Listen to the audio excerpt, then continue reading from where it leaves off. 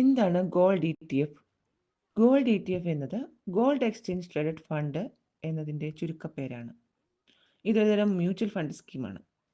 ഈ ഫണ്ടുകൾ പ്രധാനമായിട്ടും നമ്മൾ ഭൗതികമായിട്ടുള്ള സ്വർണ്ണക്കട്ടികൾ ആണ് നിക്ഷേപിക്കുന്നത്.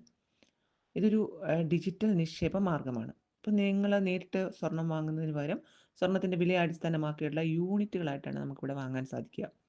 ഓരോ ഗോൾഡ് ETF യൂണിറ്റും സാധാരണയായിട്ട് 1 ഗ്രാം സ്വർണത്തിന് തുല്യമായിരിക്കും. അപ്പം സ്കീം അനുസരിച്ച് അതിൽ വ്യത്യാസം വരാം. ഇപ്പോൾ ഇവ ഓഹരികൾ പോലെ സ്റ്റോക്ക് എക്സ്ചേഞ്ചുകൾ ലിസ്റ്റ് ചെയ്യുകയും വ്യാപാരം ചെയ്യുകയും നമുക്ക് ട്രേഡ് ചെയ്യുകയും ചെയ്യാം. അതുകൊണ്ട് തന്നെ സ്വർണ്ണവിലയിൽ വരുന്ന മാറ്റങ്ങൾ ഈ യൂണിറ്റുകളുടെ വിലയിലും പ്രതിഫലിക്കും.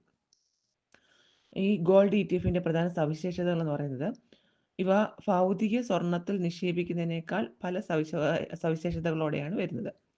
ഇപ്പോൾ ഡിമാറ്റ് രൂപം, ഒന്നാമത്തെന്ന് പറഞ്ഞാൽ ഡിമാറ്റ് രൂപമാണ്. ഈ ഗോൾഡ് ETF യൂണിറ്റുകൾ ഡീമെറ്റീരിയലൈസ്ഡ് അക്കൗണ്ടിൽ ഇലക്ട്രോണിക് രൂപത്തിൽ സൂക്ഷിക്കുന്നു. അതുകൊണ്ട് തന്നെ മോഷണ ഭയമോ ലോക്കർ ചാർജുകളോ ഇല്ല.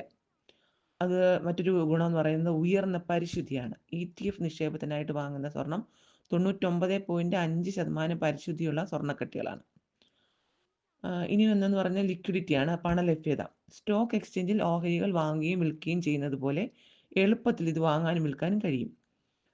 ചെറിയ തുകയിൽ ഒരു നിക്ഷേപം നടത്താൻ സാധിക്കും. വളരെ ചെറിയ തുകയിൽ തന്നെ നിക്ഷേപം നടത്താൻ സാധിക്കും.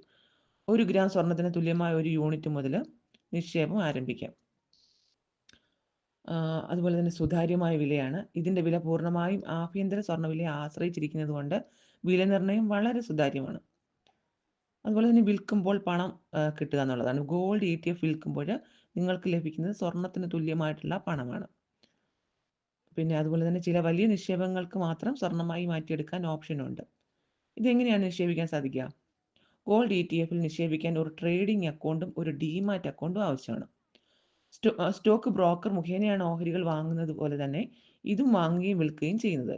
നമ്മൾ സാധാരണയായിട്ട് സ്റ്റോക്കിൻ്റെ ബ്രോക്കർമാർ മുഖേനയാണല്ലോ ഓഹരികൾ വാങ്ങുന്നത്. അതുപോലെ തന്നെ ഇതും വാങ്ങാനും വിൽക്കാനും സാധിക്കും.